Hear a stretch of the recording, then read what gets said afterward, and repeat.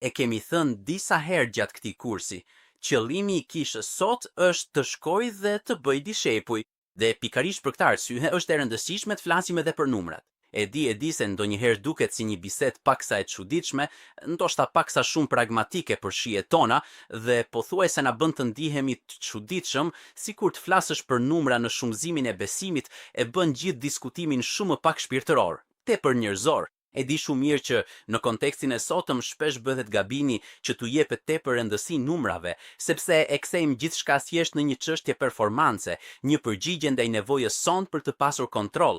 Por nuk është ky qëllimi për të cilin flet Bibla. Në fakt, ne shohim që në Bibël numrat kanë një vlerë të jashtëzakonshme. Mjafton të mendosh që nga predikimet e para të apostujve, kur lexojmë në Veprat, në predikimin e parë të Pjetrit, ata kanë numëruar fjalë për fjalë sa persona ju shtuan kishës parë. Se është kjo e rëndësishme, sepse na bën të kuptojmë që për Zotin numrat nuk janë të parëndësishëm, dhe jo sepse ne duhet të mbajmë një tabelë me prezenca për treguar sa po rritet kisha jon, por sepse na tregon sa e shëndetshme është kisha jon dhe sa po e respekton ajo urdhrin e Jezusit, që të shkoni dhe të shumoheni. Dhe në fakt edhe kjo është shumë e rëndësishme, sepse në momentin kur shohim që kisha jon po rritet vetëm me shtesë ose me rritje natyrale, që mund të jetë përmes bërthamave familjare dhe nuk po shumëzohet ashtu siç na urdhëron Bibla, kjo duhet na shtyjë të bëjmë disa pyetje dhe të themi, në rregull, si mund të rreshtohemi sërish me vizionin që Jezusi kishte për kishën? Dhe mendoj se kjo temë është vërtet e rëndësishme. Por pse numrat janë po aq të rrezikshëm? Mjafton të mendojmë për Biblën apo jo? Shohim që në një moment të caktuar, në fund të librit të dytë të Samuelit, kapitulli 24, Davidi dëshiron të bëjë një regjistrim të popullsisë dhe kjo është shumë e rëndësishme sepse ky regjistrim do të ketë pasoja drastike për popullin. Por kjo histori na mëson një parim të rëndësishëm. Në atë moment historik, Davidi po përpiqej të kuptonte se cila ishte forca operative për një betejë të mundshme, cilët ishin burrat që ishin në gjendje të luftonin brenda popullit, ose më saktë, shumë teologë shohin këtë si motivimin e tij. Dhe pra, Davidi donte të gjente brenda këtyre numrave në këtë regjistrim disa përgjigje që në fakt po e zhvendosnin fokusin e tij nga ajo që ishte providenca e Zotit te rezultatet njerëzore. Dhe në fakt, ne lexojmë se kishte vetëm 3 parime brenda ligjit për të rirë që e pengonin një mbret të identifikohej si i tillë. Në ligjin e për të rirë është shkruar, nëse ndonjëherë do të zgjidhni një mbret, ja, ta dini këtë, ai duhet të respektojë këto 3 rregulla. Nuk duhet ketë shumë kuaj, nuk duhet ketë shumë gra dhe nuk duhet ketë shumë armë. Dhe janë 3 parime që kanë të bëjnë me numrin, sepse në momentin kur ti fillon të mbështetesh tërësisht te forca jote ushtarake, te pasuritë tua dhe te kënaqësitë tua të çashtit, atëherë po e zhvendos fokusin tënd nga ajo që është ideja e Zotit, e numrave dhe e shumëzimit. Dhe pikërisht për këtë është jashtëzakonisht e rëndësishme. Nganjëherë ne mendojmë se të flasësh për numra, ose më mirë të numrosh, e bën shërbimin ton në kishë automatikisht më pak shpirtëror, por nuk është kështu, përkundrazi, thjesht e bën atë më pak ideal dhe më të vërtet. Në fakt, unë besoj se qëllimi ynë kur e sjellim këtë në live është të përcaktojmë numra të saktë për të vendosur një rritje dhe për të parë nëse po ndjekim dhe respektojmë ato që janë objektivat që po vendosim me shpirtin e shenjtë. Prandaj, nuk duhet të bëhemi të fiksuar pas numrave, por gjithsesi duhet i përdorim ata si një mjet për të parë shëndetin dhe për të analizuar se sa shëndetshëm po rritet dhe po shumëzohet grupi ynë. Pra, në mënyrë praktike, çfarë do të thotë kjo çështje e numrave brenda një live group? Ne e dim që qëllimi i live group është të jetë një grup i vogël, në mënyrë që të jetë intim, të mund të ndërtohen marrëdhënie të thella dhe të ketë shkëmbime të rëndësishme. Pra, në momentin kur live group bëhet shumë i madh, do të jetë problematike të ndërtohen këto marrëdhënie në mënyrë të shëndetshme dhe në të njëjtën kohë, nëse live group është shumë i vogël, mund të bëhet paksa dekurajuese për njerëzit, sepse mund të ndodhin që të kenë të bëjnë gjithmonë me të njëjtët 2 ose 3 persona, të cilët ndoshta ndonjëri mungon atëherë dhe mbeten vetëm një dhe udhëheqësi i grupit. Prandaj, për të shmangur këto situata, është shumë e rëndësishme që të përcaktojmë edhe një strategji të shumëzimit të bazuar në numra real. Në përgjithësi, ne këshillojmë që një live group duhet të shumëzohet sapo të arrijë mes 15 dhe 20 personave. Dhe ky kohë përgatitje për shumëzimin fillon shumë më herët, të paktën 4 deri në 6 muaj më parë, kur grupi fillon të përgatitet në aspektin e numrave.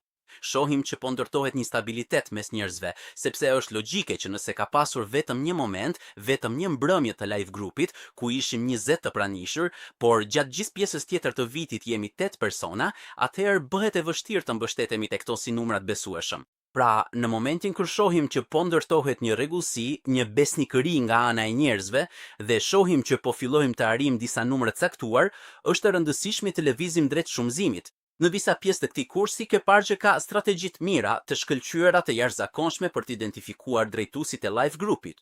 Në fakt, nuk do të flasim për këtë, por është e rëndësishme të jemi shumë praktik edhe në nivel hapësirash, sepse nëse ambienti ku zhvillon live-in është një ambient ku tashmë me 10 persona jeni ngushtë, ndoshta ka kuptim të paraprish shumëzimin, të mos jesh shumë i ngurtë me këto numra. Pra, ndoshta në vend që të arrinin 15, arrinin 12, sepse shihni që ai grup me 60 persona, ai ambient, ajo sallë me 60 persona është perfekte.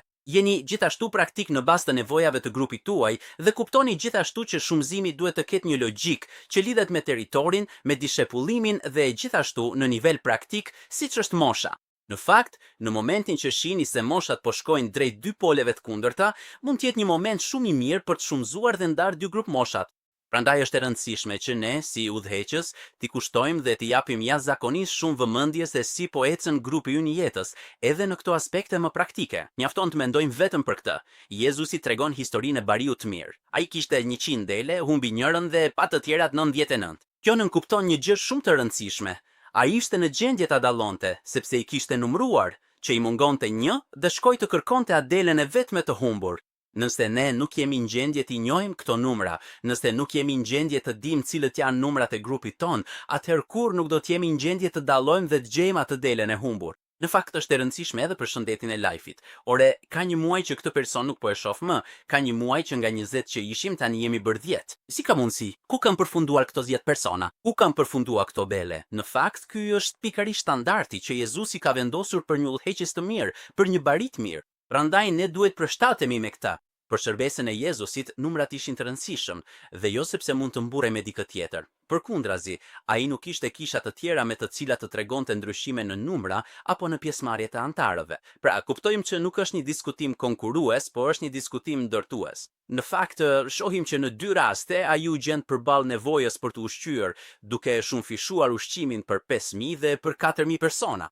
Edhe në atë ambient, në atë kontekst, Jezusi po i numëronte njerëzit dhe jo vetëm që i numëroi njerëzit, por numëroi edhe të mirat, bukët dhe peshqit dhe numëroi gjithashtu sa mbeti pas shumëzimit për secilin prej tyre, sepse u nda, u shumëzua dhe në fund mbetën shporta dhe sasi të sakta. Pra, kjo na bën të kuptojmë se edhe për Jezusin, numrat nuk e bënin gjën më pak të shenjtë apo më pak të shenjtëruar, por përkundrazi i jepnin edhe më shumë vlerë mrekullisë. Në fakt, ndoshta mrekullitë nuk mund të maten në terma sasior, por me siguri do të kenë një ndikim që nuk mund t'i lërin indiferent njerëzit me të cilët përballemi.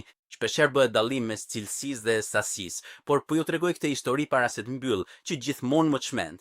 Një profesor u dha studentëve, 2 grupeve të studentëve një detyrë caktuar.